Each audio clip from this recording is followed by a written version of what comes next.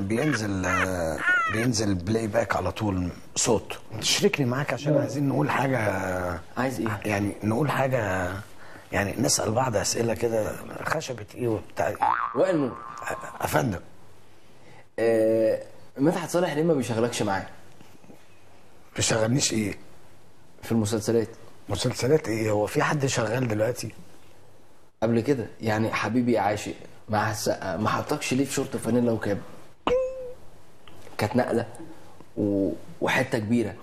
ايه اللي دخل شورت وفانيلا وكاب ومدحت صالح؟ هو اللي غنى حبيبي يا عاشق يا حر زي الطير. ايوه بس ما كانش معاهم، يعني كان بيغني بس. ما غنى لهم، يعني لو كان قال لهم خدوا وائل يا جماعه في مشهدين.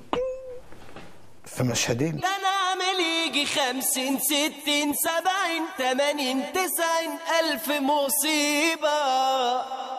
ايه يا جماعه؟ بيقول لي الاسئله المعد. انا عايز اسال سؤال. ايه؟ ماشي خلاص. ايه يا ريس؟ ايه يا ريس؟ ايه ثواني يا وائل بس معلش. لا يا عم ما تقلقش، وائل نور ده حبيبي هيرقص معاه. هيرقص معاه. طب اي حاجه تعمل الصح مع وائل انا معاك فيها. ممكن تقف جنبي؟ مين؟ الاخر انا عايزك تقف جنبي. ينفع تقف جنبي؟ في ايه طيب؟ مش فاهم.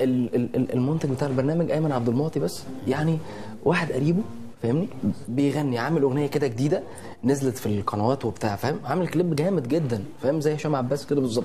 هيدخل بس الولد هيغني. انا ما عنديش وقت لده. لا هيغني كوبليه قول له الله عسول شطور كده بس عشان خاطري احنا لسه في الحلقه الثانيه يا كبير، برنامج هيقف. انت لسه قايل بتخفض الاجور وبتاع، ويعني نعمل مصلحه مع بعضينا بقى. والواد داخل سينما وبتاع، ممكن ياخدنا معاه في الفيلم انا وانت. مين ده؟ الواد المطرب ده داخل ايه يا عم فيلم. في انت داخل تشحت كده؟ ما هي الدنيا كلها دلوقتي فيد واستفيد.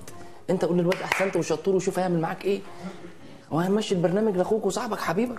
اعزائي المشاهدين حبايب قلبي، ورجعنا تاني. احنا رجعنا ولا رايحين يا عم؟ 3 2 1 طالعين يعني؟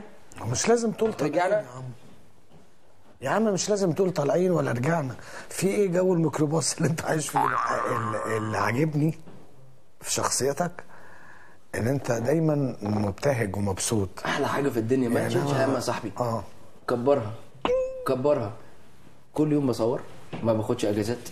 يعني عارف الحياه، الشغل شغل شغل شغل شغل شغل. وبتفكر طبعا ولا في الكلام ده خالص. على الله على الله. يعني اقعد 3 سنين افكر؟ يا لهوي ده انا عامل يجي 50 60 70 80 90 الف مصيبه.